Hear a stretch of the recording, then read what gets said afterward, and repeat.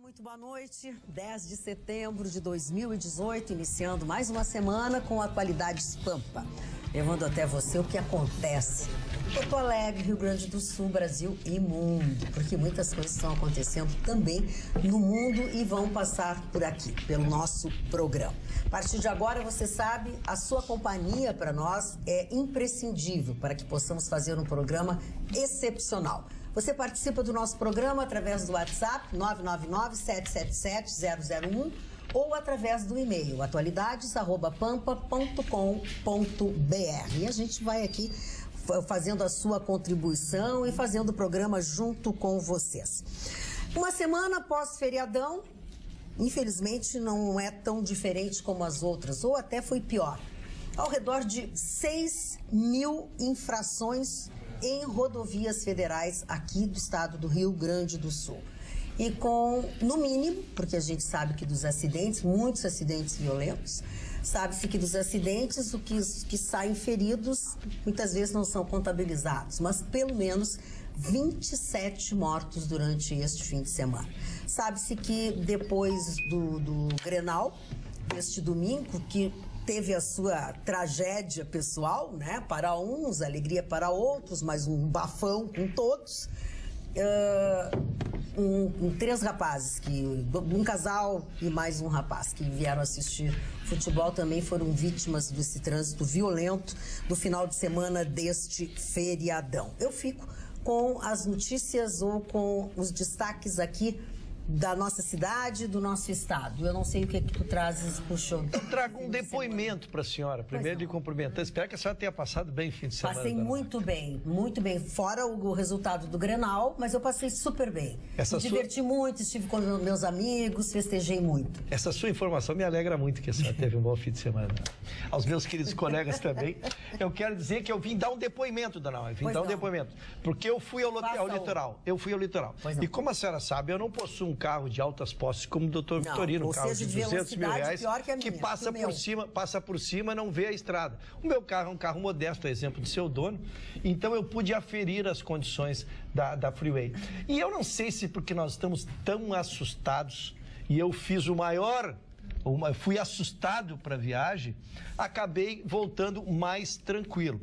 Ela sinaliza que se não houver reparos, ela apresentará muitos problemas, sim. Ela está começando naquela fase. Mas nada que tenha tido algum sobressalto, não tive. Foi uma viagem tranquila, tanto na ida, tanto na volta, sem desvio, sem aqueles buracos que nós estamos falando, referenciando aqui em Porto Alegre, mas algumas partes do asfalto já começam a indicar que o não reparo, nós estaremos em novembro, dezembro apresentando problemas. Qual horário tu usasse a Freeway? Eu fui sexta de madrugada. Sexta pela madrugada e retornasse? Sábado de madrugada. Fosse a praia também, né, Carla? Fui, porque eu reparei da Freeway muito lixo, né, porque tu viajasse de noite. Eu viajei dirigindo também, né, e tudo fica mais fixo. Muito lixo, a cada momento que tu olha para o lado da rodovia, realmente tem muito lixo, tem buraco, mas como o Rucho falou, ainda não está no seu pior estado, mas ficará. Mas ficará. Esse é o vaticínio. A crônica da morte anunciada. Isso, essa é a expressão da morte. Se uma medida não for tomada imediatamente, agora o verão vai ser muito difícil, muito complicado. Não, Carla, eu não imagino que chegue ao verão, se não for antes, se chegar em janeiro, assim como está, nós não vamos trafegar. Nós não vamos trafegar na Freeway, porque os buracos estarão sendo tapados durante o período. É possível. E aí na volta, na chegada, no domingo, a gente voltou um pouco mais cedo para fugir dos trânsitos e tudo, mas na entrada eles estavam fazendo exatamente uma obra perto do aeroporto. Para que deixar para fazer? Não é da ponte que pega um pedaço ali. Exatamente. Então, assim, não podia liberar a obra no domingo, na volta de um feriado. Não era dia. Então, realmente, as coisas não estão sendo bem administradas. Não. Falando em buraco, o buraco aquele onde já tinha tinha uma comunidade instalada, sexta-feira, hoje foi tapado. Pois é. Viu, Gustavo? Olha! Eu não sei se taparam o buraco com a comunidade lá dentro ou deixaram eles saírem antes. Eles tinham encaminhado já pedido de vista ao consulado do Japão. Pois é. Mas olha, obrigada, foi fechado o buraco na frente do Colégio João 23. Eba, tá aí uma boa notícia, conseguimos iniciar com uma boa notícia. Magda, eu gostaria de trazer uma notícia nada boa, infelizmente. Hoje existem 11% da nossa população brasileira abaixo do nível de pobreza. Isso equivale a 23 milhões de pessoas que recebem menos de R$230 ao mês. As maiores faixas atingidas, a faixa atingida realmente é a faixa que está sendo maior atingida também pelo alto nível de desemprego. Então, são pessoas na faixa dos 40 anos, pais de família, né, ou mães de família, líderes da família, enfim, e jovens, que são os mais atingidos e que estão em péssimo estado nesse momento. Vou contribuir com mais cerca de 200 funcionários que foram demitidos no dia de hoje da unidade de Sobradinho da West Coast. West Coast é uma marca bastante conhecida e que tem unidades em diversos lugares do nosso país e está fechando a sua unidade, comunicou neste final de semana, e vai deixar sem emprego aproximadamente 200 pessoas, multiplicadas no mínimo por 3 ou 4. Sempre por 4. Né? Quantas pessoas? Mais gente desempregada. É a fábrica de Sobradinho e o grupo é o mesmo dos calçados Cravo e Canela. Então, o que acontece? O setor calçadista está maravilhoso, qualidade maravilhosa. O problema é que não estão conseguindo sobreviver à crise. O setor calçadista realmente está muito, mas muito prejudicado. Carla, o que está acontecendo é um fenômeno curioso aqui, o que está atingindo a West Coast e está atingindo outras indústrias calçadistas. O Rio Grande do Sul produz calçado de qualidade. Não produz mais aquele calçado para competir com o chinês, não produz mais. O Rio Grande do Sul só produz calçado de qualidade, exportação, enfim. West Coast, Pegada, essa turma, é só calçado de primeira linha. O que está acontecendo? Embora não assumido, eles estão sendo assediados por outros estados. O assédio do estado de Alagoas, o governador chegou a vir aqui conversar com o diretor da Tramontina, aproveitou e passou em Novo Hamburgo para conversar com algumas indústrias coreiro-calçadistas.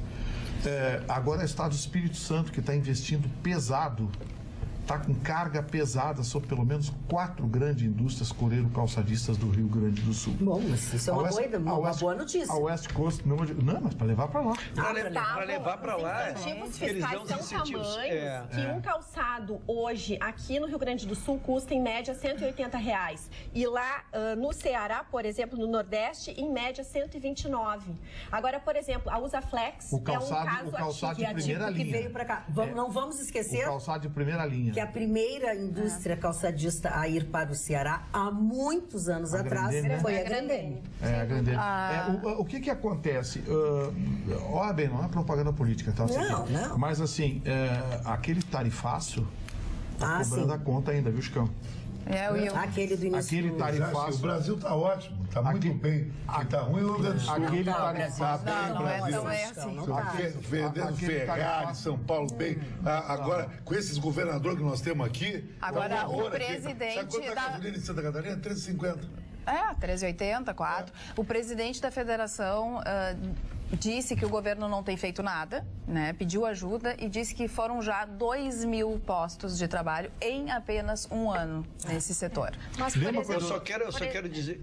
Pois não, o caso do arroz também não é diferente. Os incentivos que se tem em outros estados quase zeram o imposto. A soja também. A soja também. E outra coisa, o imposto para importar o produto do Paraguai... Também não é só as políticas internas aqui entre estados, mas também as políticas de importação. A gente não está falando, mas tem muita gente indo trabalhar no Paraguai. Magda, eu quero dar um depoimento que eu entrei no Banco do Brasil, concursado, não poderia ser diferente, né? Ali pelos anos 80, não sei, 70, 80, estou perdido, porque faz muito tempo isso. Parou, ele entrou concursado, funcionário concursado. E que seguiu o teu conselho, largou ser concursado e foi para a iniciativa privada. Exatamente. Esborniou total. E aí ali nós vivíamos a época do auge do couro calçadista. Ali São Leopoldo, Novo Hamburgo, era extraordinário. E começaram a vir as primeiras empresas. Por isso que eu digo que esse nosso erro, dona Magda, ele é histórico, ele não é deste governador, nem do penúltimo. Ele começou, estou contando uma coisa para vocês de 30, 40 anos atrás. Nós, agarrados no imposto, esquecemos que emprego também gera riqueza. Eles começaram, as empresas lá de cima começaram a vir aqui e pegar as empresas. Olha aqui, falar, nós te damos 5 anos sem pagar imposto. E tu fica assim, não, 5 anos sem pagar imposto, eu não posso competir, como é que eu vou ficar sem esse imposto? E aí vai e gera empresa, e depois passa o tempo, tu começa a cobrar os impostos. E assim foi... O imposto é virtual, se tu não tem ele, pelo menos como você disse, tu tem um emprego que rola o dinheiro. A Ford, o que fizeram com a Ford? Nós não ganhamos nada com a Ford. É uma política burra, porque sem arrecadação o Estado não recebe e as pessoas também não produzem, então é cíclico. Não, mas tem um pensamento de jeca aí que nós vamos passar um pente fino nas isenções, incentivos fiscais. Nós vamos não sei o quê, vamos pegar empresário, vamos pendurar empresário na cruz e tacar fogo, vamos não sei o quê, porque incentivos fiscais é um absurdo. Onde é que você viu? Aí os caras vêm aqui oferecem incentivo, vai todo mundo embora. Aí fica todo mundo com cara de bobo. Quem construiu uma fábrica nova no Ceará? Fortaleza? A Urano. Pois é, a política de jeca.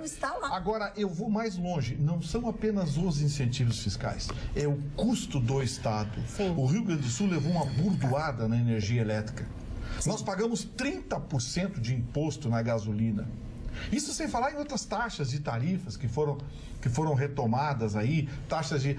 Eu e Chicão, esses tempos, nós estávamos fazendo uma comparação aqui, o que é ter um carro em Santa Catarina, aqui do lado, e ter um carro no Rio Grande do Sul. Você para transferir um carro no Rio Grande do Sul é mil e tantos reais, Santa Catarina 288.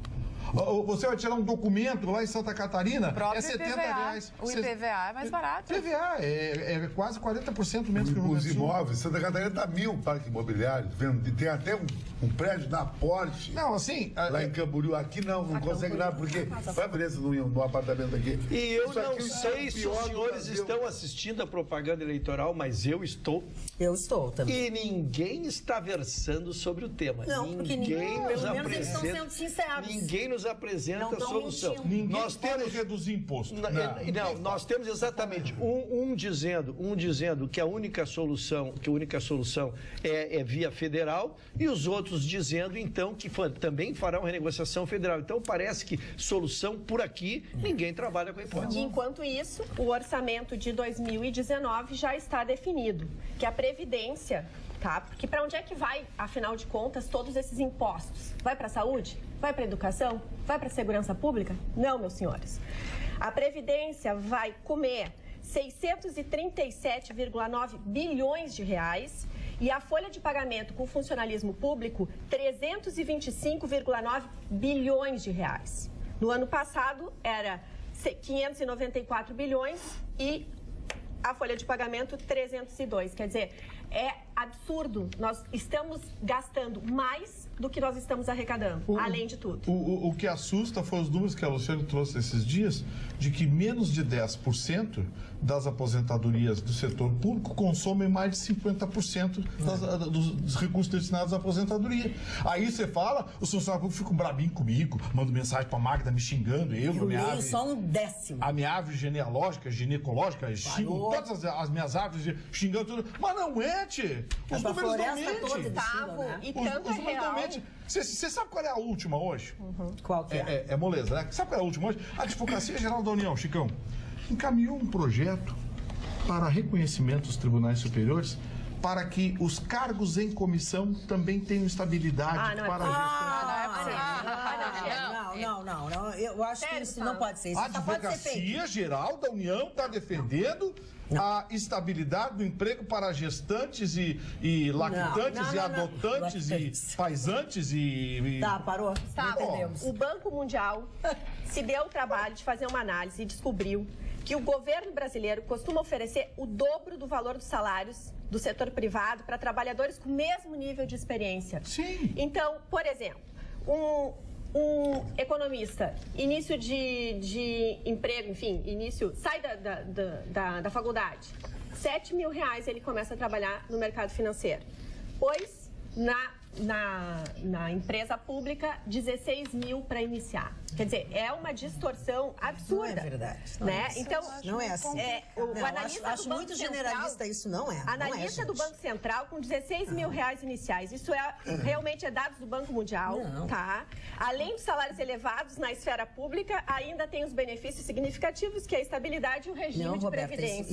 Isso aí pode estar escrito. Os gastos com pagamento de funcionários totalizam 284 bilhões em 2017.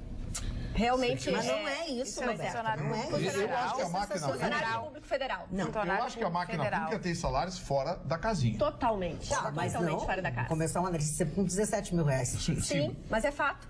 Um analista com 17 mil? Sim. Mas aqui, ó, Magda. No Banco Você já viu? Tem um. No Banco Mundial. Não. Dados do Banco Mundial, do governo federal. Tem um negócio de concursos. Tem um negócio de concursos, assim. Sim. Analista do Banco Central. Tem uma prefeitura aqui do Rio Grande do Sul que está pedindo um engenheiro. É uma discrepância. Um engenheiro, 18.800 e pouco. Fiquei pensando, 18 pau? Aí tem estabilidade, mas tem as vantagens, tem o avanço, tem o triênio, o quinquênio, tem um monte de ênio lá que sabe? Assim, que a máquina pública paga fora da casinha. Isso sim, concordo contigo. Muito. E tem CC. Isso a gente CC sabe. de 14, 15, 16 mil reais. Por mês. Assim, é um... CC é aquele que é amigo do político. Com certeza, muito do dinheiro vai para o funcionalismo público. Essa máquina podia ser enxugada. É verdade. Só não é enxugada porque tem muita gente que tem interesse que a máquina vai contra os interesses. No tamanho e nos recursos. Exatamente. Talvez o salário inicial dos cargos federais sejam realmente valores altíssimos, mas a gente pode ver que grandes empresários, aqueles que estão à frente das empresas, hoje ganham salários de 200 mil reais, o que não acontece, é uma outra ponta. Se tu tá falando do início da carreira, até pode ser, mas assim, salários grandes. O presidente de uma grande empresa ganha quanto hoje no Brasil? Um diretor de uma TIM, um diretor de uma grande empresa ganha quanto no Brasil? Ganha muito mais do que, por exemplo, o teto, que não é... Sim. Que não é obedecido no país. Isso foi desvendado pela Lava Jato. Porque era inexplicável que se largava um executivo de salário de 200 mil reais, largava este salário e ia ser trabalhar diretor da Petrobras ganhando 35. Isso nunca fechou a minha matemática. Eu nunca entendi, porque eu sempre gostei de ganhar mais, dona Wagner. Sempre gostei de ganhar mais. Eu não quero ser safada. Mas às vezes é o bem público, a pessoa está... Mas aí é o bem querer. Aí é diferente porque não é concurso, né? É indicação. Essa praia eu não conheço, não me interessa. Eu acho tudo corrupto, bandido, incompetentes, políticos gaúchos, tudo nada a ver. Supõe-se para iniciativa privada, nem para gigolões tem competência. Me responde uma coisa, doutor Ruxo. Não dá para privatizar essa tal de máquina pública que não faz nada. Nada. Eu ia abordar aquela gente parte dela. Eu ia abordar toda. E os caras vão conseguir emprego. Eu concordo integralmente contigo. Eu só quero te dizer o seguinte. Que eu pedi uma trégua para o Gustavo Vitorino? Que passemos as eleições. Que elejamos alguém que a gente dê credibilidade. E então vamos tratar de matérias tão importantes. O que eu não vejo é essa turma que está aí com competência para fazer uma coisa tão séria. Agora, não sei se te respondi. Então, sua turma vai ficar.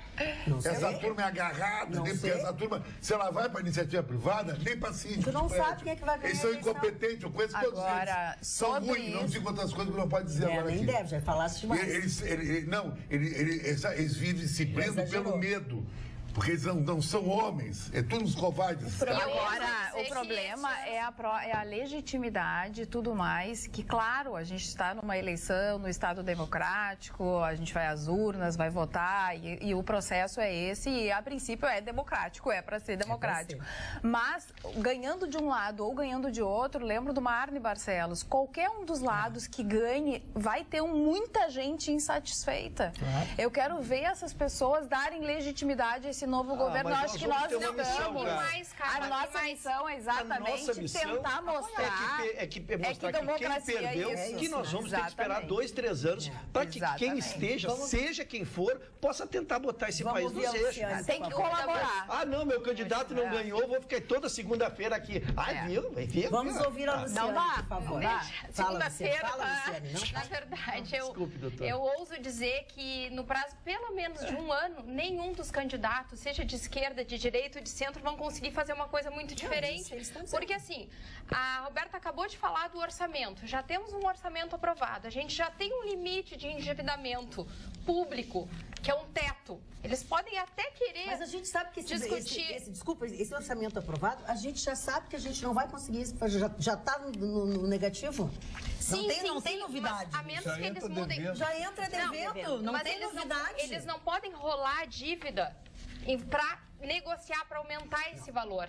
Então, eles têm um ano muito difícil para qualquer um. Só assumir um governo de credibilidade. Eu estou dizendo um governo, não estou dizendo o governo. Não, um governo de credibilidade. O dinheiro que vem de fora para investir aqui injeta a nossa economia, que se parar de roubar, nós andamos... Eu estou dizendo, um dia eu queria fazer um pedido. Vamos combinar assim, 6 meses, ninguém bota superfaturamento em nada nesse país. Em 6 meses, nós já tomávamos isso. As pessoas não sabem como se faz isso.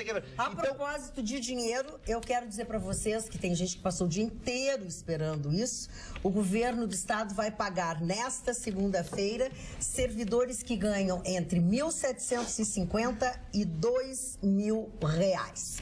Agora vamos dar uma amenizada na nossa conversa aqui. Vamos lá com o Programe-se com a Alice. E aí, Alice, semana bem movimentada esta? Sim, muitos eventos. Boa noite, pessoal.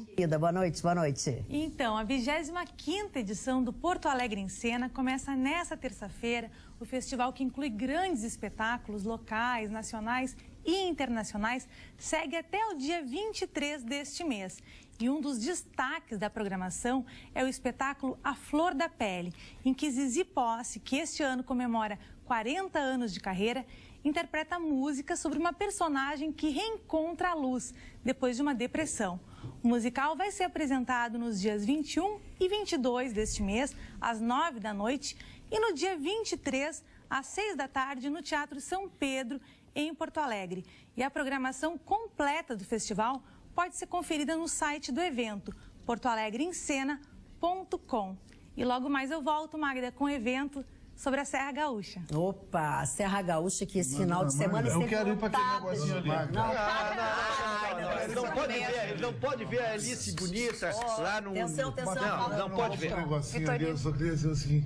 Agora, que várzea foi esse lance do Grenal? O técnico do Grêmio foi cumprimentar o time do Internacional, que nunca ganhou nada, e não ganha mais nada, e não vai ganhar esse brasileiro. Palmeiras vai atropelar. A teoria Leicester. Eu expliquei isso aqui no Grenal, que ele está há 10 jogos, o Palmeiras só sofreu um gol. O técnico Renato, no seu fair play, na sua elegância, aquela boa pinta de estilo, vai lá no vestiário internacional cumprimentar os caras. Ele é um cidadão do mundo. Um guarda-costas lá deu uma gravata nele. Uma gravata nele.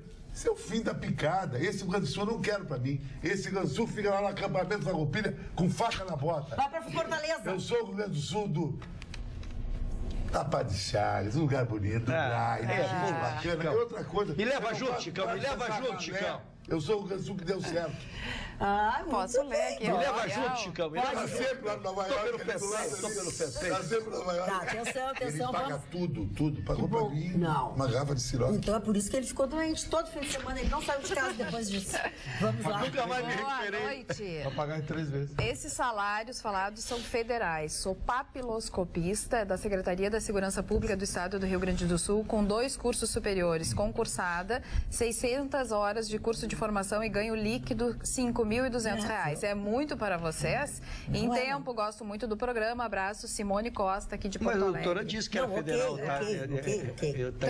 Eu acredito no Vitorino só. Também fui à praia. É que a gente, quando fala em funcionário público, a gente tem que ter esse cuidado extra, porque todos são funcionários públicos, só que sem categorias. Que depois de boa parte da leitura, a gente reforçou que é federal. Exatamente. Não justifica, mas mas federal. tem... Calma. Gente, vamos deixar no município, no estado, também os nichozinhos bem legais. Mas o que ela falou foi federal. A voz do povo, né? A voz do povo, tá bem. A voz do povo não está deixando o povo falar através do WhatsApp. A voz do povo. Também fui à praia. Aqui, escuta. Vamos ouvir o povo. Vamos, por favor, vocês dois? Vamos. Também fui à praia, freeway boa, mas a BR-101 está lamentável. Janete Ramos, de Gravataí. É aqui nosso outro telespectador, mas quem leva lixo e coloca lixo na freeway são realmente as pessoas que passam por lá. Bom é levar um saquinho e não jogar mais o lixo. Enfim. Boa noite, Carla. Elegância e Educação, do Roberto Melo, vice-presidente do Inter, respondendo ao Renato e ao Romildo Bonzan Júnior pelas acusações infelizes aos jogadores do Inter e à própria imprensa. Renato está perdendo rumo e saindo da rota. Diz o Dilon Camilo. O Dilon Camilo ataca as duas, ou só manda pra lá ou só manda pra cá. Tá atuando nos dois. Tá atuando nos dois aí não vale. Carla e colegas, a Rede Pampa poderia ser a voz da Freeway. Neste verão, ajudando a conseguir investimentos para manter a infraestrutura até o final do verão. Beijo, Sânia. Dona Magda, então, assim, eu preciso fazer um resumê do que fez a nossa Carla. Pois não. Eu queria só finalizar aqui a questão dos esportes. Vamos seguir no esporte. Não, mas eu acho que é isso. É esporte? Não, esporte. Era esporte? Não. Tá, então vai. Não, eu queria dar os parabéns pro Thiago Wilt, que venceu o torneio US Open. Que fantástico, um paranaense, um bárbaro. Garoto venceu. Do juvenil. E, por outro lado, eu queria ouvir os comentários aqui do meu nobre colega, Chicão Tofani, sobre o comportamento da Serena Williams, que chamou o árbitro, né, de cadeira, de ladrão, né, que mais que ela comentou? Ladrão. Você não pode dizer tudo que ela disse. E mentiroso. Não, isso é o árbitro era um branco, né? Isso aí que é a hipocrisia do racismo americano. Porque se a Serena Williams fosse ela, a juíza, e um jogador tipo uma Maria Sharapova ofendesse ela, a imprensa toda ia cair dizendo que houve um ato de racismo. Eu acho que isso aí são coisas quando o tenista, eu já joguei tênis, tu fica muito emocionado. Já jogou tênis, Gigão? E bem. Jogou em alguém que estava incomodando campeão sul-americano. Agora eu vou partir para a retaliação. Não, brincadeira. Não. Eu estive contigo. Tá, calminho, com bonzinho. No âmbito da emoção, tu disse coisas que tu te arrepende. Eu acho que a Serena Williams até deve estar arrependida sem agora. Dúvida, muitas coisas. Tu já disse pro teu namorado coisas que não podia, eu já disse pra namorada coisas que não podia. Eu não sei se não podia, mas ele merecia. Ele acha que não merecia. E foi a cara dele. Tô atingindo pelo bolso. O que tem, isso aí que tu, Chicão, tá falando, não interessa se é Serena Williams ou se é o João das Neves ali na várzea, é a gente que tá jogando, é coisa de emoção. E o tênis realmente... Ela 70 mil reais. Ok. Aquilo lá é outra terra, né? O juiz puniu ela em pontos. Ela se revoltou, não aceitou, continuou xingando o juiz. Bom, aí, depois do intervalo, ela voltou a xingar o juiz. Aí terminou. O juiz... Aí ela perdeu o controle e a japonesinha... A japonesinha desse tamanhozinho. Aí não foi sem brilhante de 20 anos, né? Brilhante, sensacional. Desse tamanhozinho, deu um banho. Ou seja, a partida foi toy. E depois que terminou a competição, a federação se reuniu e aplicou uma multa monetária nela, em aproximadamente 70 mil reais. Que vai acontecer internacional. Eu queria pegar essa palavra. Tá, deixa o Ruxo se manifestar. O que ele quer dizer? Já troquei de assunto, já vou para Tá ótimo, mas vai então. Vai. Perdemos um guerreiro esse fim de semana. MC Catra nos deixou com 49 anos. Vou explicar. Porque ele tinha 3 esposas e 32 filhos? Exatamente. 32. O cara que tem 3 mulheres. O cara primeiro que tem a minha inveja. Segundo... É o ciborgue. Não sei o que ele tinha, mas ele deu uma declaração fantástica, em vida, evidentemente, né? Redundância. Mas ele deu uma declaração fantástica. Não. Expliquei que foi em vida.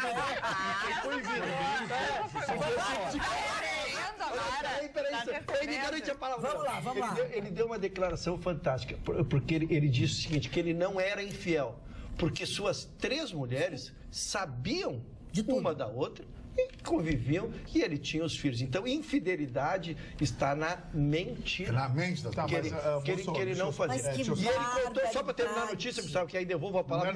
Em 2012, ele fez uma foto, em 2012 ele tinha apenas 21 filhos. 2012. Estamos em 18, em 6 anos ele conseguiu fazer mais 10. Ele conseguiu fazer mais 10. Mas não quer dizer que sejam das 3 esposas, né? Mas eram ele tem de outras pessoas isso que eu quero dizer, ele tem 32 não são 32 com as 3 esposas. Com 13 esposas. Exatamente. 13 mulheres diferentes. 3 esposas, mas 13 mulheres diferentes. Senão elas não estariam no hospital com ele ali, elas estavam os buchos, tudo estirados. Exatamente.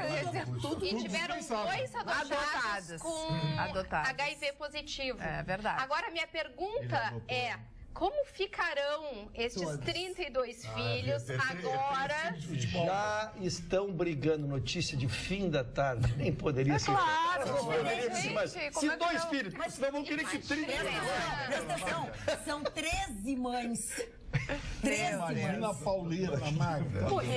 O doutor Rúgio, cada vez eu admiro mais. Ai, que bem, mas não era o Gustavo? Não, o Gustavo também, eu admiro toda a bancada, mas o Rúgio disse uma frase agora, que é a frase que tem que escrever aqui de bancada. Infidelidade é uma coisa de cabeça.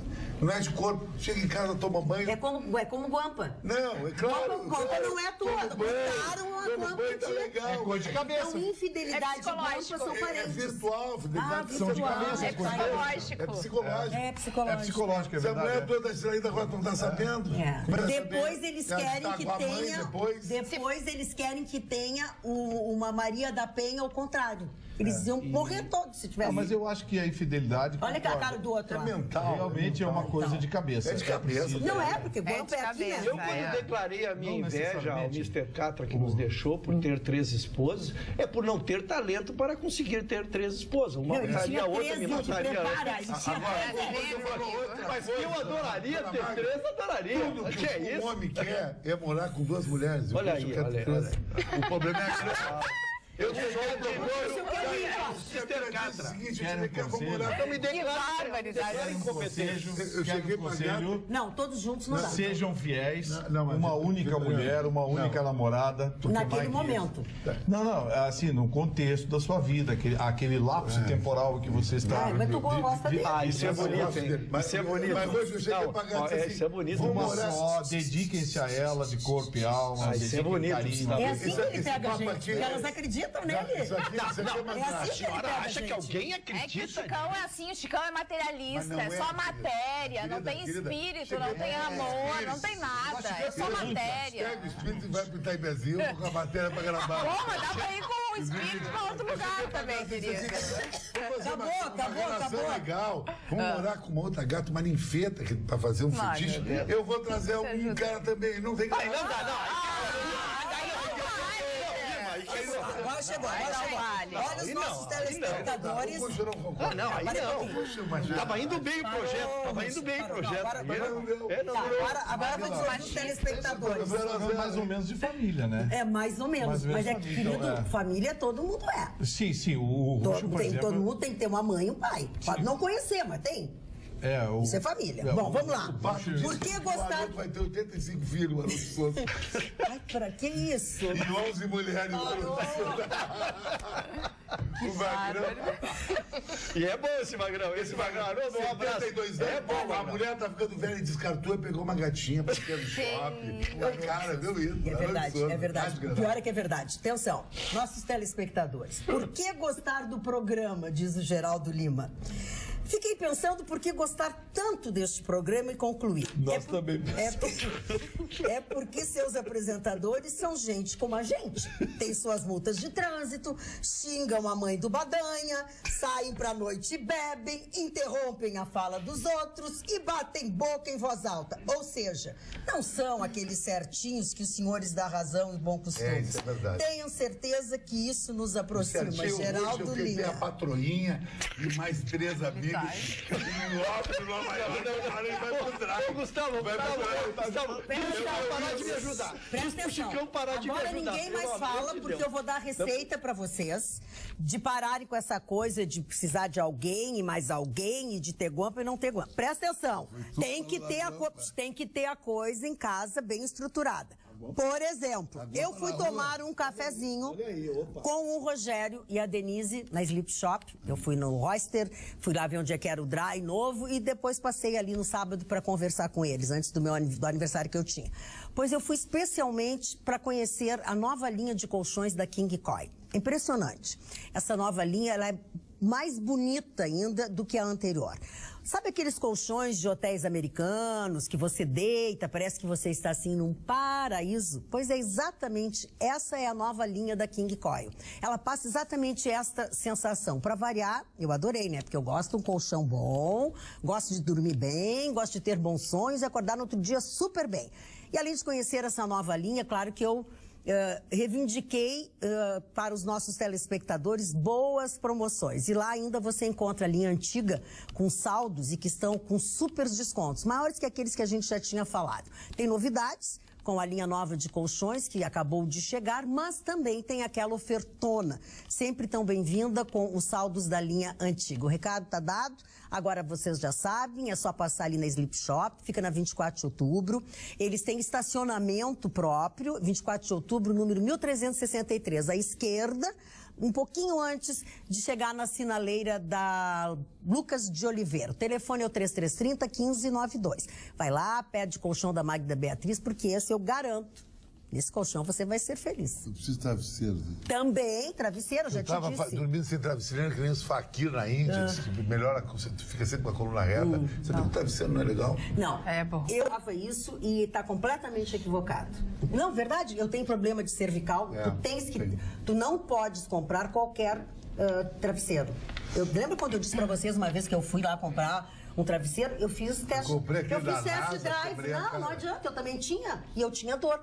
Então, assim, ó, tu experimenta aquele que fica de acordo com o teu ombro e a tua orelha, o que tu te sente melhor, tem que experimentar. Vou fazer uma foto dormindo pra você. Ah, tá. Tem que experimentar. Agora, essa... passou de 50 anos, tu acorda de manhã, não tem nada doendo, é porque tu tá morto. Essa história da Serena Williams lá, que não... A história da Serena Williams que não aceitou a decisão, me lembra aqui na nossa história que o PT não tem aceitado e não quer, porque amanhã é o prazo final para indicar um novo nome, né, para composição da chapa, se não podem até não concorrer.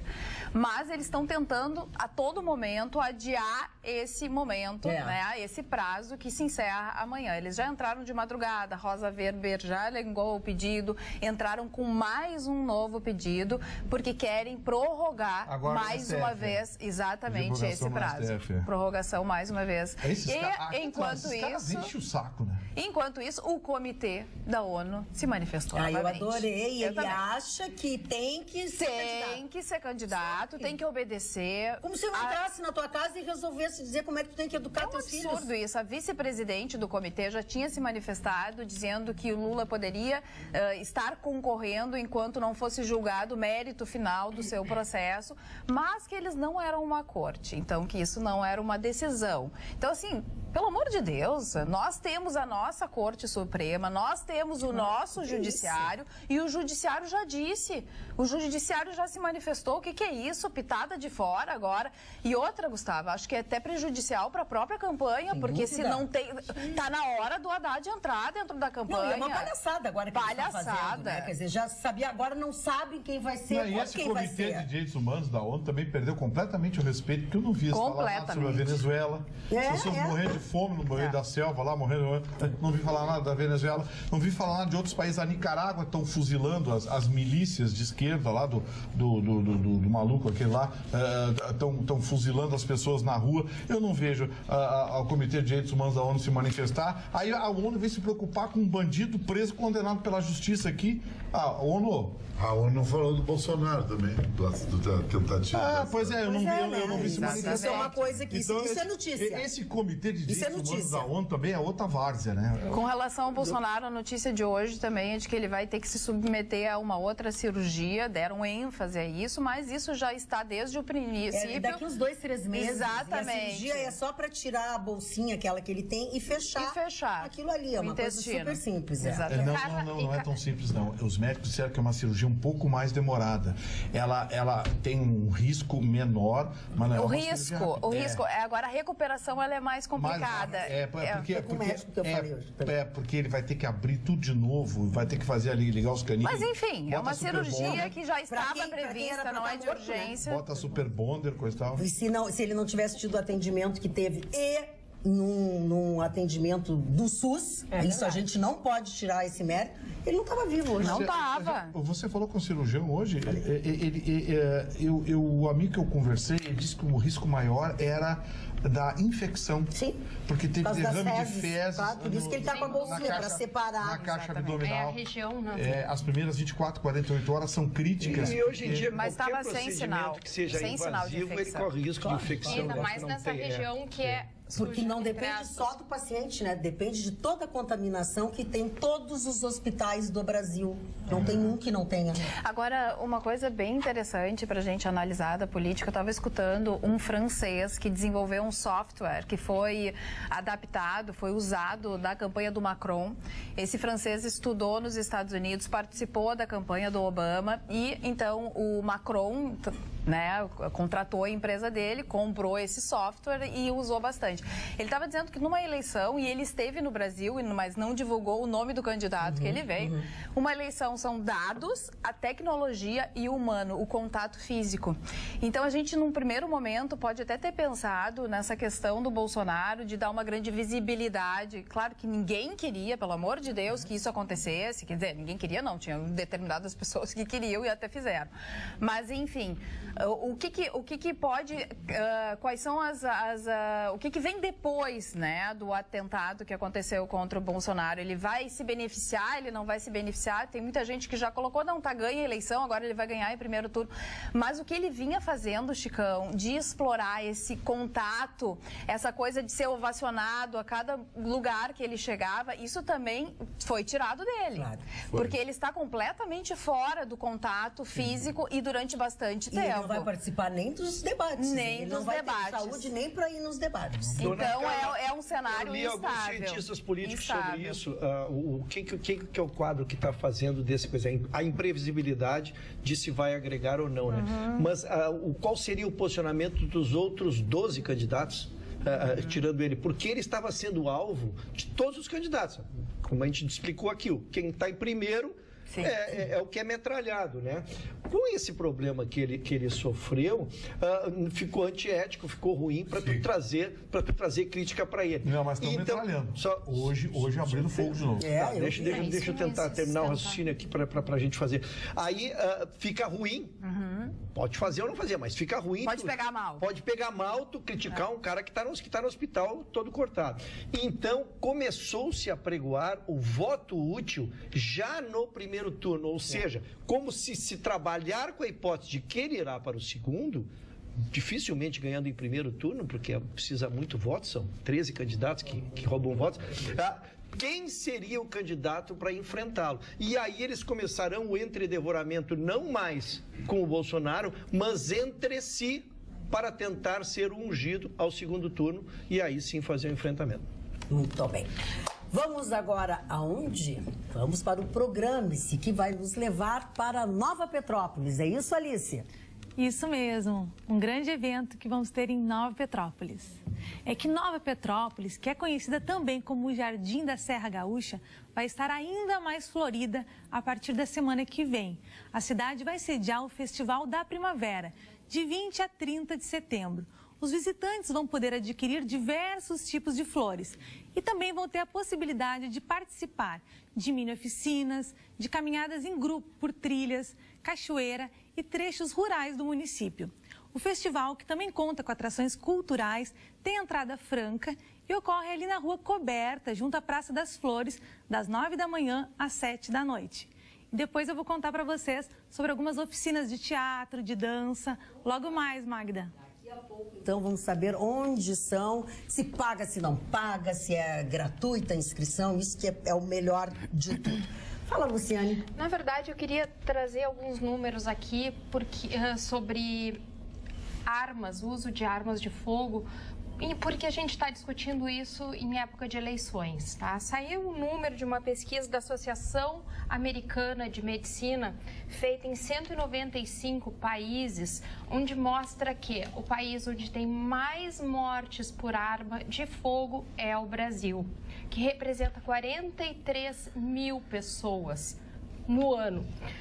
Para vocês terem uma ideia, no mundo se fala em 250 mil. Então, imagina, esse percentual é altíssimo. Nós temos mais mortes do que o Iraque e o Afeganistão. Então, eu trouxe aqui alguma ideia, todos sabem, mas só para reforçar, alguma ideia dos candidatos a respeito disso. Ciro Gomes entende que quanto mais armas, mais violência e mais mortes. O PT propõe o aprimoramento da política de controle de armas. Geraldo Alckmin promete facilitar a posse e o porte de armas no campo. Jair Bolsonaro propõe reformular o Estatuto do Desarmamento. E Marina Silva dá ênfase ao desarmamento. Agora, a pergunta que não quer calar é: com este volume, com este número absurdo de mortes, será que o problema está no desarmamento ou está na segurança pública? Porque se a gente já tem uma população sem armas, entre aspas, com uma mortalidade dessas, o maior país... O desarmamento da população é parte de um componente, tem um componente ideológico, que é manter a população absolutamente inerte e incapaz. Desarmamento da população é política de esquerda.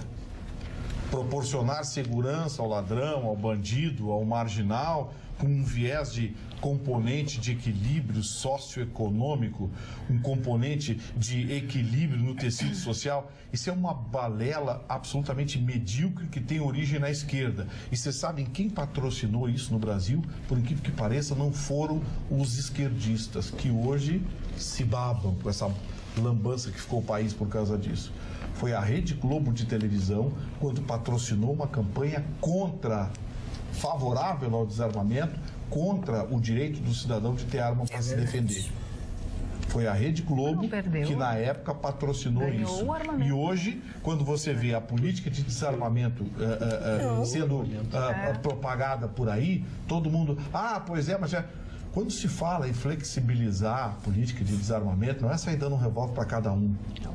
Isso é uma bobagem. Teve um que teve...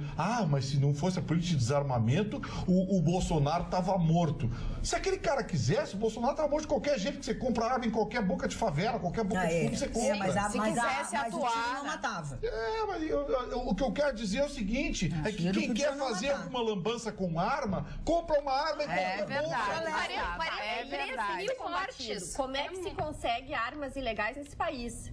E essa investigação tem que ir a fundo, tem que descobrir exatamente de onde vem e atacar essa pessoa.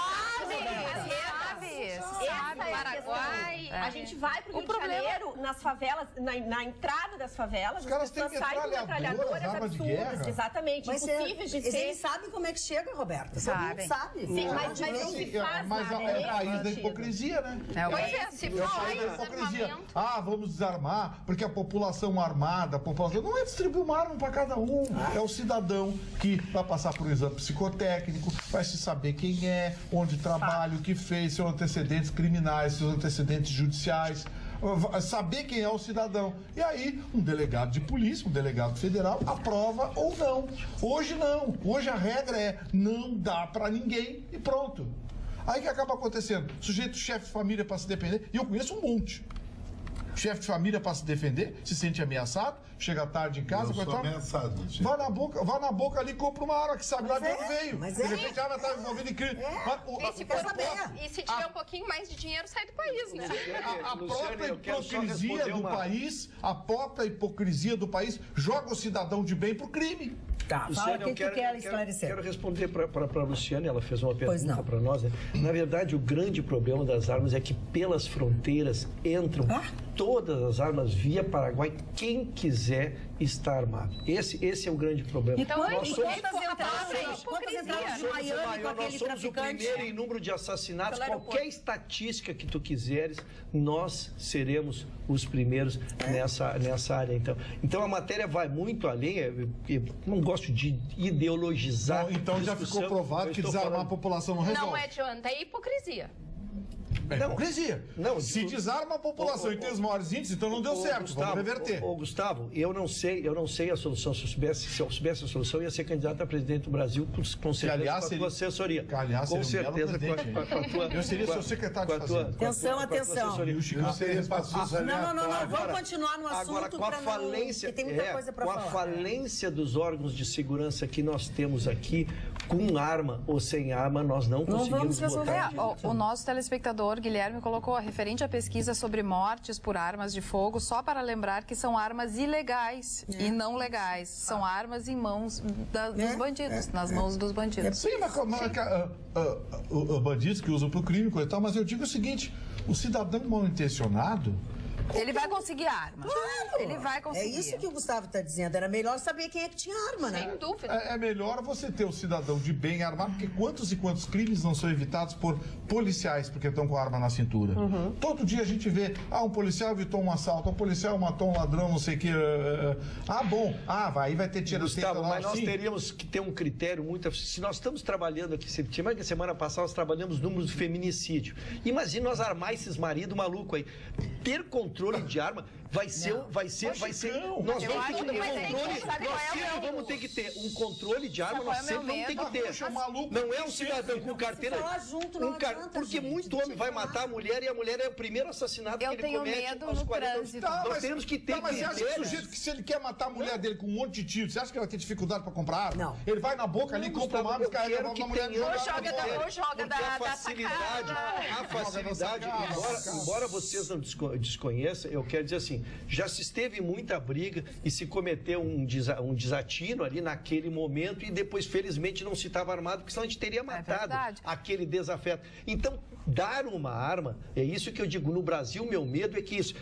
liberou, então tá. Uma carteira de identidade te apresenta ali, tu é maior de idade, tu tem renda, tu sai armado. Posso colaborar? Vai virar um grande faroeste. Então tem o lá e tem o lado de cá também. Nós temos que achar um meio termo para armar, para que a pessoa possa se armar, mas que não possa dar para todo cidadão, porque aí eu não sei como é que vai ser. Isso já é sério. É uma coisa que nós temos que flexibilizar para dar a chance de um cidadão. Exatamente. Deixa a Carla, tem uma eu ia contribuir, porque o que me apavora no cidadão andar armado é, por exemplo, no trânsito. A pessoa está carregando a arma, tem porte de arma, está carregando... Se matam no trânsito. Hoje as pessoas se xingam, elas estão muito irritadas. Todo mundo está no limite. Então, esse é um grande medo que eu também tenho também. A pessoa se descontrola, como diz o Ruschel, e no momento, se não está armada, não pode cometer grandes coisas, mas estando armada não vai usar da arma.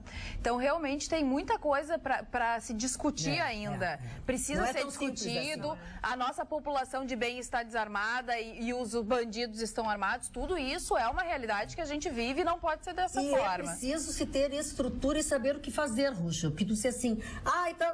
Mas é que é uma esculhambação, como diz o Gustavo Vitorino. Isso aqui é uma esculhambação. Não dá nem para trocar o sistema. Mas o Gustavo qual era a solução, eu não sei a solução. Também ninguém sabe, até porque o país também não sabe. Deixa pelo menos o cidadão de bem ter o direito de se defender. Mas quem é o cidadão de bem? Quem é o cidadão? Quem vai decidir é o delegado federal, bom, que vai avaliar o pedido. Falando em federal, vamos voltar ao assunto dos salários federais. Né? Não, mas eu tenho... Vocês mexem com a abelheira? Não, mas mexe com a abelheira, tem que ouvir, né? Magda, um engenheiro concursado da Universidade Federal do Rio Grande do Sul ganha R$4.000, metade do mínimo da categoria. Tenham dó, diz o Sérgio Severo. Não faz concurso e não trabalha, vai Gustavo, de aprovado. Não, mas ele está falando de uma informação. Ele está rechaçando. Essa informação dele. Exatamente. Mas tá, Gustavo, vamos respeitar um pouco as pessoas que falam, tá? Porque a gente diz o que quer e não quer os outros. Boa noite, pessoal. Sou a Roseira, em Nova Santa Rita. Sempre tive 2 funcionários. Há 2 anos atrás tive que tirar um. Este ano larguei o outro, porque eu não consigo pagar. E muitos encargos. Agora estou fazendo todo o serviço. Nós estamos falando sobre desemprego, tá?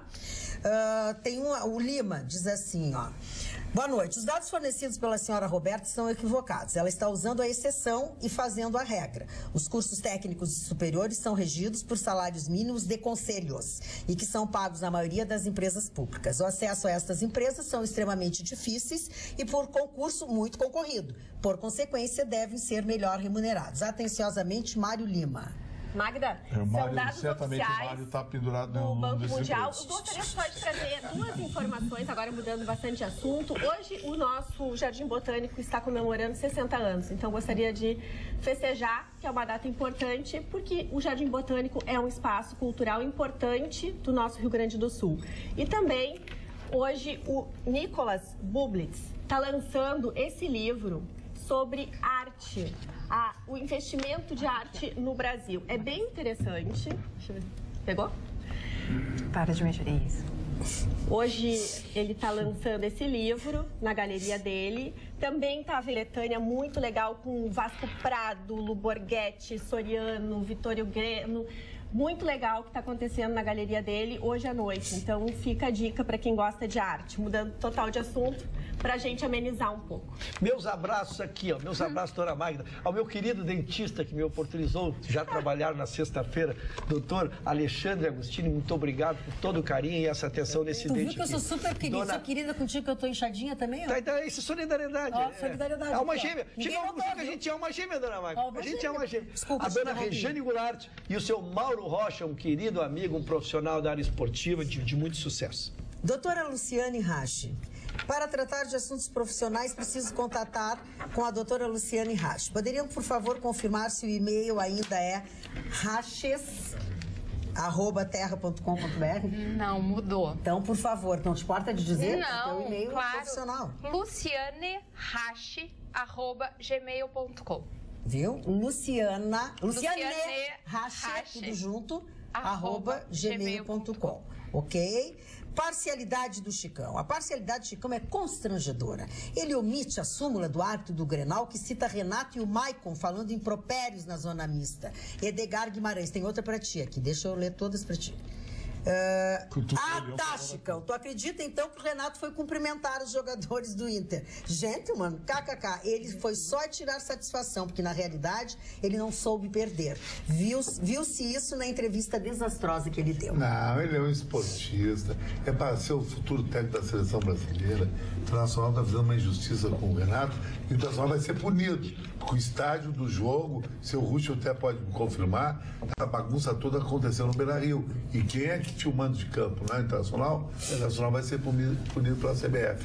Graças a Deus. Doutora Magda, eu não falei de futebol porque às 8 horas da manhã estive na Rádio Grenal. Então, tive a honra de ser convidado pelo Luiz Carlos Reck e sua equipe maravilhosa, o Espinosa, todo mundo ali, para falar de futebol. Um Grenal extremamente parelho, um jogo primeiro tempo morno, mas o segundo tempo foi muito legal. O Internacional mereceu a vitória, mas se tivesse ocorrido empate também não teria sido nenhuma injustiça, foram duas chances em favor do Grêmio. O Internacional se candidata definitivamente ao título e o Grêmio a uma vaga na Libertadores, pois terá que apostar tudo na Libertadores em curso. Tá. Eu acho ao contrário, o Internacional se candidata a uma vaga na Libertadores, mas o título vai ficar de Palmeiras e São Paulo. Não, olha, tu é a única primeira pessoa que eu ouço isso. A tua primeira pessoa que eu ouço. Mas me diz São Paulo só fala nisso, né? Palmeiras e São Paulo. Aqui aqui só fala do Palmeiras e São Paulo. Não, mas eu tenho uma mentalidade globalizada, então tá brasileira. Então, assim, a opinião da nossa mentalidade globalizada e a opinião da nossa mentalidade regional. A torcida do Inter gostou, porque o Chicão até hoje só acertou a eleição do Trump.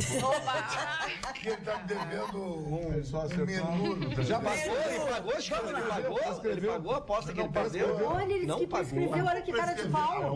Não prescreve. É um ano. Porque é um ato de dignidade que você fala com o teu ouvinte. Oi?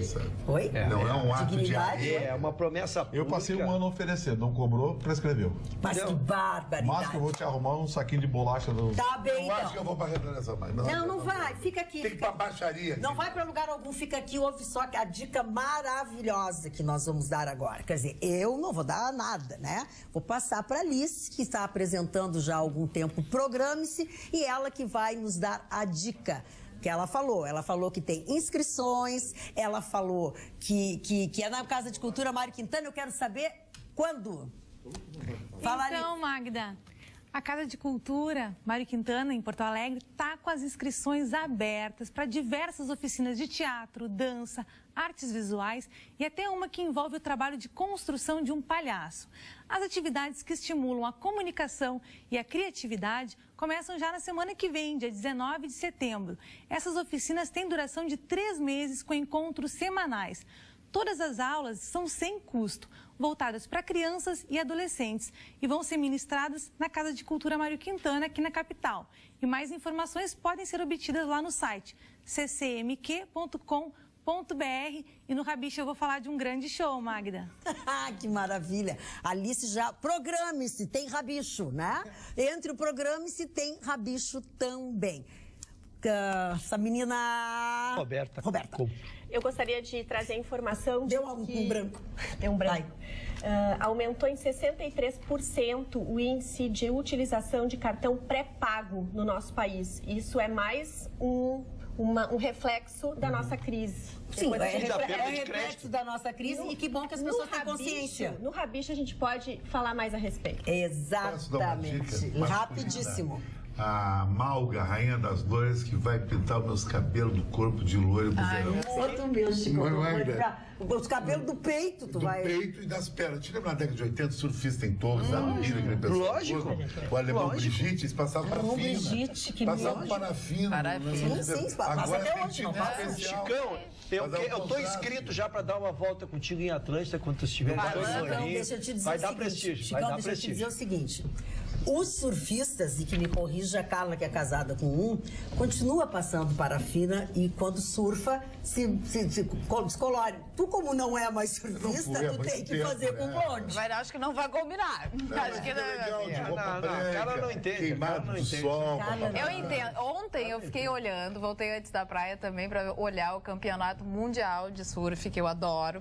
E essa etapa do WSL foi na piscina do Kelly Slater, uma piscina de ondas que vai direita e esquerda, ondas artificiais, que dizem que é a tendência também para as Olimpíadas, porque ser um esporte olímpico. Exatamente, que daí sim fica justo, né? Porque a onda é igual para todo mundo, é sempre a mesma. E mais uma vez o brasileiro Gabriel Medina venceu o WSL. Primeiro lugar no mundial de todo o ano está Gabriel Medina, em segundo lugar Felipe Toledo, dois brasileiros. Gabriel Medina para mim é o exemplo do esportista brasileiro, não Neymar. Acho que o governo devia aproveitar mais. Ele é um cara com a natureza, não tem vício, nada. E ele é muito, a história dele muito legal, porque ele foi abandonado pelo pai. O pai a gente não sabe nem quem é. E quem é o treinador dele é o padrasto. Ele viaja só com o padrasto. Que ele chama de pai. Sabe que o Neymar está chegando em El Salvador com 200 pessoas. É as amigas da Bruna, a namorada dele, Marquezine, o pessoal. Não é exemplo. Que vida fútil. Não é exemplo. E não joga nada ainda. Não ganha demais. Que vida fútil.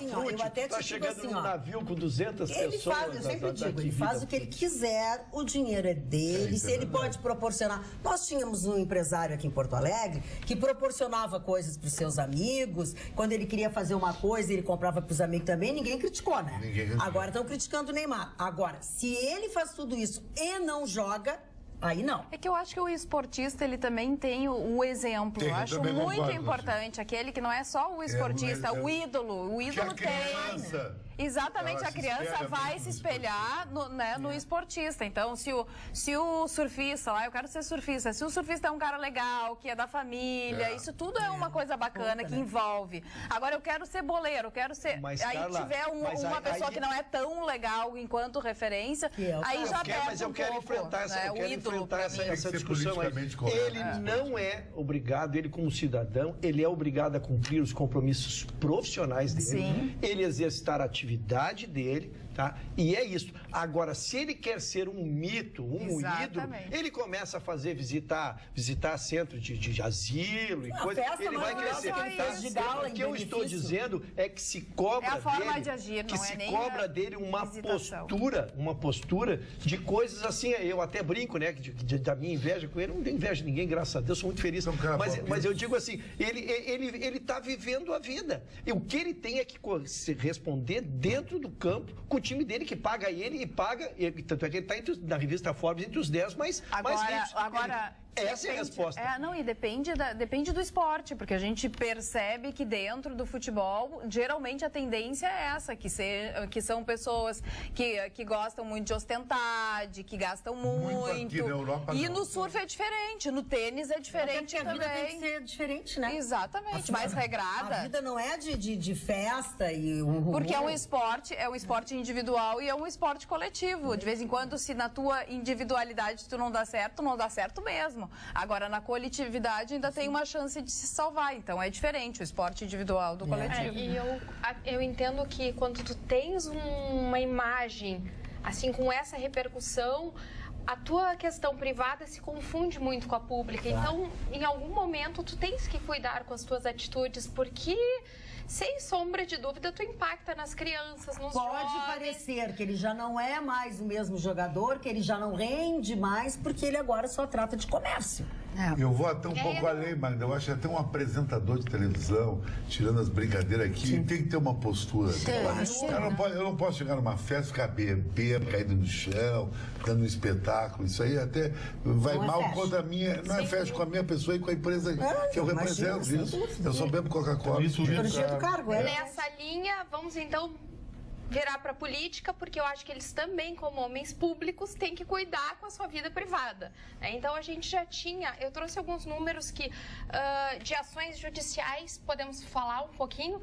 19 réus ligados à Operação Lava Jato estão se candidatando nessas eleições e 12 acusados pelo Ministério Público. Que maravilha! Para a presidência, a gente já tinha, então, o Alckmin, o Emael, já com ações ajuizadas, e o Haddad sobre investigação, ainda em fase de acusação.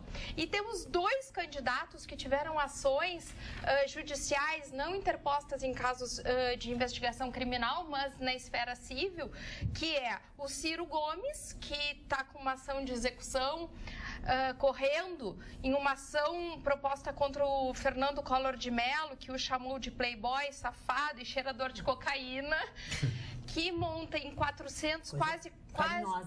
Carinhosa, bem terna, né? Quase, pelo jeito. Quase 400 mil reais a execução e só conseguiram fazer uma penhora de bens de 30 e poucos mil reais. Miserável. Que o candidato à presidência ainda está tentando liberar, porque acha que não é justo mesmo sob execução.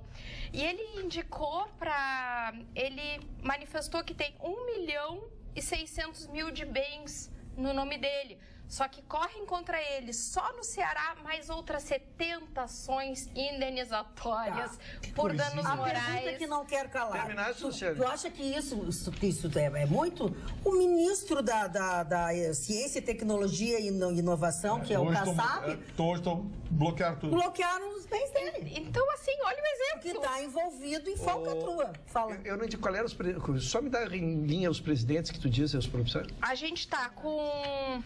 Geraldo Alckmin, acusado na semana passada de improbidade pelo Ministério Público. O Emael passou a ser investigado em 2017 na esteira da delação do Odebrecht. E o Haddad também. Tá com... Isso é da Lava Jato? Lava Jato. Isso da Lava Jato. E mais o Ciro, que é mais enrolado que... E aqui uma lista infindável de outros senadores, enfim. Pois é, eu gostaria dessa tua lista de senadores, se não hoje, amanhã, ou enfim, oportunamente, porque me mandaram um material daquele antigo processo dos deputados que usaram avião, que gastaram horrores em passagens, e não sei o quê. Não, mas de alguns sim, outros não. Alguém me mandou alguma coisa querendo me chamar a atenção de candidatos daqui, eu não vi. É que a verdade é a seguinte, né, Magda? Tá difícil de achar alguém com as mãos limpas. É verdade, é verdade. Tá difícil. Qualquer um, tu pega e, não tô na Lava Jato, mas tá na operação não sei o quê. Não tá na Lava Jato, mas tá respondendo um processo... Mas a gente precisa ter também cuidado, porque quando a gente fala em inquérito policial, a gente está falando de um pré-processo, não existe um processo, é uma não existe nada que não permita, mas as pessoas estão usando para manchar. Exatamente, e de vez em quando não acontece, chega no Ministério Público, ele o inquérito vai adiante, adiante, chega no Ministério Público, o Ministério Público resolve não denunciar, porque não tem prova. Então, a gente precisa também ter cuidado com as informações. Porque estão mandando coisas e eu li que isso... Tem muitas pessoas que já saíram desse processo e outras que não tem nada. Porque a gente tem que cuidar com as fake news ou com aquelas notícias que não são nem fake, mas que exageram, né, um pouco o tom e pensar antes de compartilhar, enfim, se aquilo é ou não é verdade. Tem que ter responsabilidade. Dona Carla, nossa Super Alice trouxe aqui, quando da bancada, aquele aplicativo que nós podemos colocar o nome do... Exatamente. Nós podemos colocar o nome do nosso candidato e aparece ali. Eu só quero dizer que errei, dona Magda. Errei, manchei o teu nome. Não, eu mesmo errei, eu mesmo errei. Então. Mas com muito remorso eu venho repor aqui. Lembra que eu trouxe a notícia dos adesivos, que ora a rua é Castelo Branco, ora é legalidade, ora é Castelo Branco. E a informação que eu trouxe é que realmente ela está sendo reparada através de adesivos. Mas como a prefeitura ainda não foi intimada da decisão, continua sendo legalidade. Então, por isso, passaram lá e me cornetearam aqui que estava escrito legalidade. Audiência? E aí, exatamente. Então, eu quero só explicar. Como a prefeitura não foi oficialmente intimada da decisão judicial, ela ainda não adesivou, mas os adesivos estão esperando. Estamos esperando a hora oportuna. Já que falaste na Alice, vamos então com ela lá no nosso programa e se ver qual é a outra boa dica que tu tens para nos dar, Alice. Tem uma dica de um grande show. E já é nessa semana que a cantora Adriana Calcanhoto vai se apresentar aqui no estado. Ela que está com a turnê A Mulher do Pau Brasil, que traz canções inéditas, clássicos do seu repertório e releituras. Na quinta-feira, o show vai ser às 9 da noite, no Teatro Guarani, em Pelotas. E na sexta, também às 9 da noite, a apresentação da Gaúcha vai ser no Teatro do Bourbon Country, em Porto Alegre. Muito Magda. bem, olha, a Adriana Calcanhoto, eu sou fã de carteirinha da Adriana. Eu gosto muito dela, gosto muito das coisas que ela canta e quando ela vem ao Rio Grande do Sul, ela sempre tem uma... Está no nosso repertório, viu? Está no nosso repertório? Está no nosso eu não sei, eles não ensaiam comigo, só dizem que está no repertório, A senhora será convidada especial para a apresentação. Eu vou apresentar vocês. Não, para a nossa apresentação, pois não. Fala, cara. O terceiro secretário da Câmara, o deputado JHC, entrou com um pedido na Polícia Legislativa pedindo para que seja investigado uma visita do tal do Adélio Bispo de Oliveira na Câmara Federal em agosto de 2013. O que ele quer saber? Qual foi o gabinete que ele foi? Se ele foi em algum gabinete? Se ele conversou ou não conversou com algum deputado? Então, esse requerimento foi apresentado hoje para a Polícia Legislativa. Em relação a esse Adélio, já tem documentos, foram liberados já algumas informações sobre a audiência de custódia que aconteceu, mas o mais importante é o seguinte, eu passei o final de semana todo filtrando informações, de cada 10 que entravam, 9 era fake news. Ah, pois é. Aí acharam uma mulher que era não sei o quê, aí acharam não sei o que passou a faca, não sei o que deu um soco. Eu disse, eu nunca vi. Tudo viagem na maionese. A Polícia Federal, até agora, do pouco que se manifestou, disse o seguinte, o foco da investigação é saber as conexões. Então, a Polícia Federal conseguiu autorização judicial para quebra de sigilo telefônico, os 4 celulares. Mas ele tinha 4 celulares? 4 celulares. A quebra do sigilo bancário. Ora, ele tinha um notebook com ele? Ele foi de avião e tal? Foi de avião. Ele pagou o hotel os 10 dias antecipadamente. A polícia quer saber de onde ele tirou esse dinheiro. Sim. A polícia, então, pediu a quebra de sigilo fiscal, sigilo bancário, sigilo telefônico. A polícia quer saber se é possível chegar a uma segunda ou terceira pessoa pelas implicações e pelo financiamento.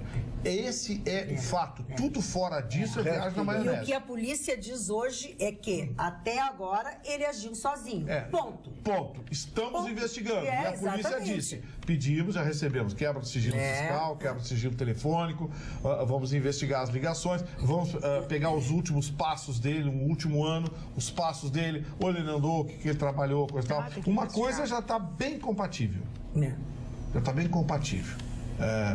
4 celulares, notebook, o hotel pago antes, tudo isso pago antecipadamente. E estava desempregado, não estava? E teve os advogados. Viu o que os advogados disseram? Os advogados é o seguinte, Existe... Então fala tudo da tua categoria.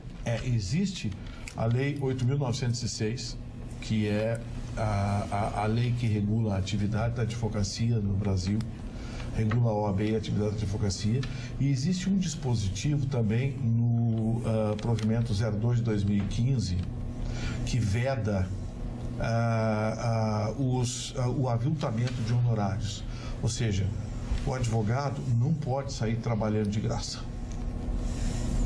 Sim, tá certo, não pode. De graça. Isso se chama aviltamento. A não ser que for da defensoria. Não, se ele for convocado pelo magistrado como advogado ativo, enfim. Mas esses que não é o caso. Que não é o caso. Esses advogados da banca que se apresentaram lá em Minas Gerais foram também, um deles foi advogado do Bruno. Já se viu que não é uma boa recomendação. Barbaridade, que horror. Começou mal, Então, assim, a OAB de Minas Gerais não vai investigar, vamos deixar bem claro, porque a OAB de Minas Gerais, o seu presidente é bastante polêmico e parece que tem ligações ideológicas. Perfeito. Então, a OAB federal vai ver o que está acontecendo, porque isso está acontecendo com muita frequência, advogados se oferecendo trabalhar de graça para dar entrevista na rádio e na televisão sobre casos polêmicos. Então, assim, a forma como aconteceu, ou seja, 2 horas depois, os advogados pousavam com um jatinho privado em Juiz de Fora para audiência de custódia. Isso, digamos assim, incomodou o Conselho Federal da OAB, quer saber o que está acontecendo. Com razão, né? Um deles só eu ouvi dizer que tinha sido contratado pela família, né? Mas a família dele... De família? A família não sabe notícia dele. Há meses. São sobrinhos, não sei o quê. Desapareceu há meses, coisa e tal. Por enquanto, o que se tem é isso aí. Mas que eu vou afirmar aqui, Gustavo Vitorino, anotem, não foi um ato isolado. E vai ficar como sendo. Podem até deixar como. Vão deixar assim. Não foi um ato isolado. Muito bem. Agora, deixa eu falar de alguma coisa que vocês podem participar nesta terça-feira, a partir das 8 horas da manhã, lá na Fiergs, que é o congresso, o fórum do Simplast, que vai tratar... O Simplast é o sindicato dos plásticos, enfim, que todos os anos promove esse evento e a entrada é gratuita, por isso que eu estou chamando a atenção de vocês. O tema do fórum esse ano é economia circular do plástico, reciclando conceitos, criando atitudes. É uma promoção do Simplast, é algo que você participa graciosamente, começa a partir das 8 da manhã na Fiergs, onde você tem que se inscrever e depois participa durante todo o dia, termina só no final do dia. São palestras muito importantes, eles trazem pessoas de outros países, de outros estados, algumas experiências, então vale muito a pena você participar se você tiver tempo, se for a área que você precisa. Eu lembro que nos outros anos, muita gente das cooperativas de reciclagem, muitas pessoas que fazem esse tipo de trabalho, muitas empresas ligadas a este assunto participam. Então, por exemplo, nós vamos ter palestra do pessoal da própria Braskem, que vai falar justamente vai ter uma palestra que vai falar sobre recuperação de resíduos. Então, acho legal, pelo menos estou passando para vocês, porque não custa nada. Se você se interessa pelo assunto, então tá lá, amanhã, nessa terça-feira, a partir das 8, na Fiergs. Aqui no WhatsApp, sou a favor de porte de livros a todos os cidadãos. A arma a única arma é a educação, diz o Coutinho aqui de Porto Alegre. Também o Cesário de Gravataí, a impossibilidade do corpo a corpo com relação ao Bolsonaro, não muda nada, dona Carla. Diz ele, sobrou para mim o dona. Dona Carla. Chicão, o Catra dos Pampas. Mr. Catra.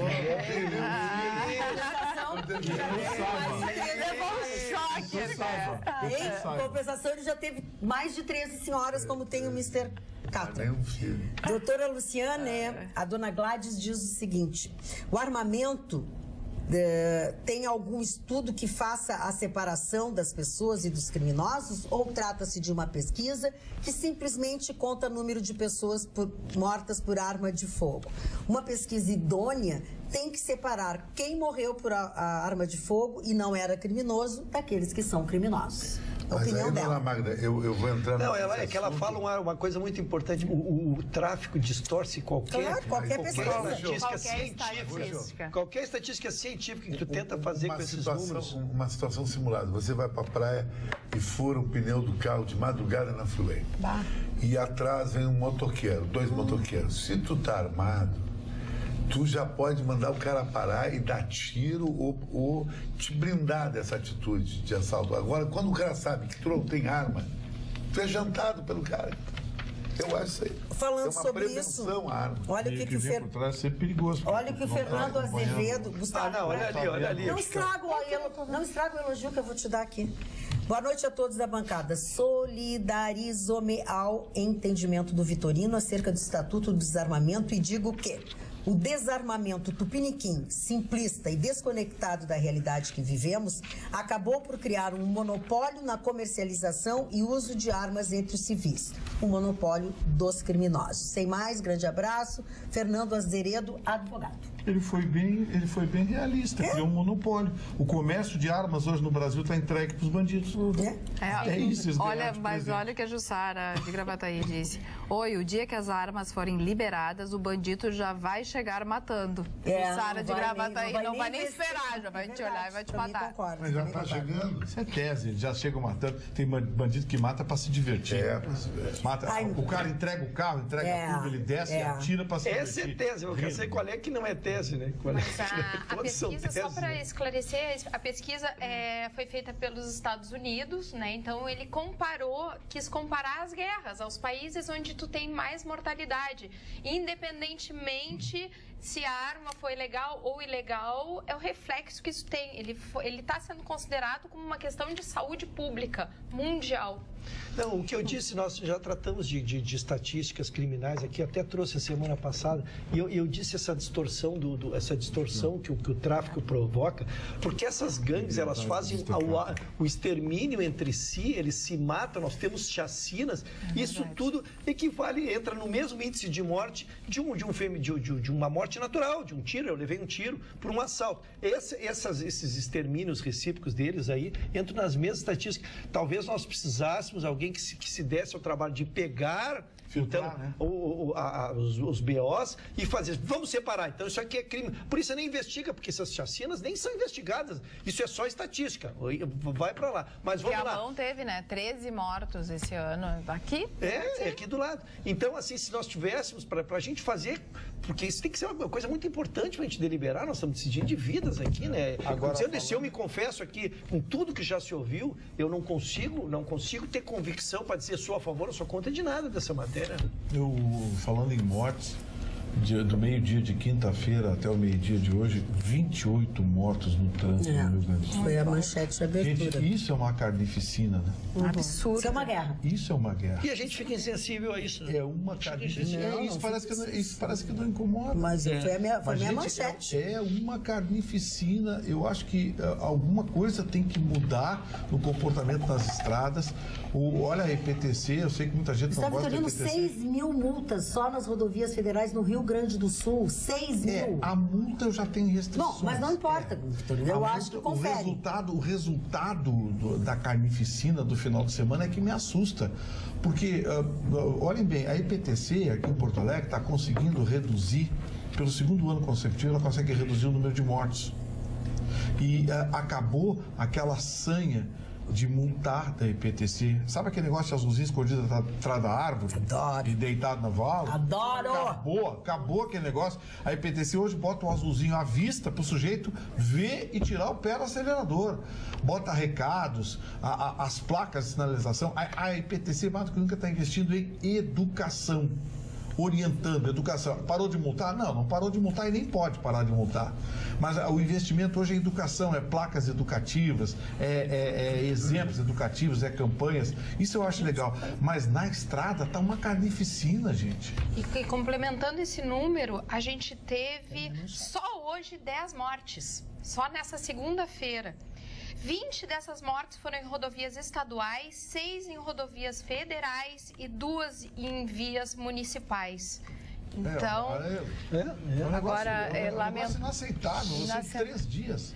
Lamentável também esse acidente depois do jogo do Inter, que estavam subindo, né? Das 3 pessoas, um casal, mais um amigo. Exatamente, o casal, mais um amigo. E também parece que o motorista, que eles cruzaram a pista e bateu num caminhão, e parece que o motorista também faleceu do caminhão. Que pecado. Então, voltando cansados, né? Depois também já do jogo, e vieram aqui se divertir. Se divertir e acabaram morrendo. A gente cobra das pessoas, cobra dos motoristas, mas também vamos alertar para uma coisa: as péssimas estradas que a gente tem. É verdade. Quando você viaja para os Estados Unidos, para o Oriente, para a Europa, a primeira coisa que você nota, olha as estradas, a segurança das estradas, guarda-reio, dimensões da estrada, condição. Aqui eles conseguiram destruir em 60 dias a melhor rodovia do país, que era a Freeway. Eu não sou eu que digo, o Ministério dos Transportes. Todo ano no ranking, a Freeway BR-101 por sem previsão de melhorar. Melhor rodovia do país. O que eu ia complementar aquela hora a tua informação era isso, porque eu falei da Freeway, porque foi a matéria jornalística, mas eu fui pela 101 e voltei pela Estrada do Mar exatamente para avaliar as duas, né? E realmente a 101 acusa o golpe. Ruim, né? E era uma maravilha, né? Era a opção que a gente acusa o golpe e a Estrada do Mar, sim. Não, peraí. Vamos separar. A Freeway é uma coisa, 101 outra. 101 tá ruim também. 101 também. Acho que eu quis dizer, é que como tu já fosse... E é engraçado, sabe?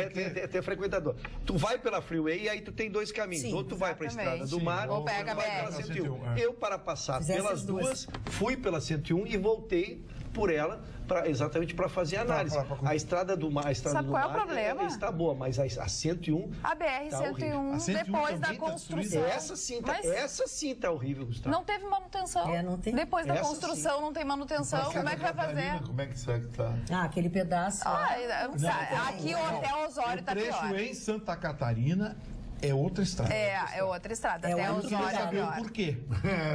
Se a estrada é federal, né? Saber o porquê. Se a estrada é federal. Se a estrada é federal, por que Santa Catarina, a 101 é ótima e aqui é essa? Por quê? Gestão não tem contrato. A gestão. Tem coisinha aí que tem que ser olhada. E o DENIT agora só está preocupado. Um bando de retardado lá em Brasília decidiu autorizar o DENIT a multar. O DENIT agora só quer saber de radar, multa e não passei por um lugar... Conservação, estrada. Passei por um radarzinho na minha frente, assim, e ele, paf, dei aquele troço, eu digo, descobriram que eu sou uma estrela, né? Aí, não, era uma fotinho, eles fazem uma fotinho da placa, faz uma fotinho da placa, e se o teu PVA não tá em dia,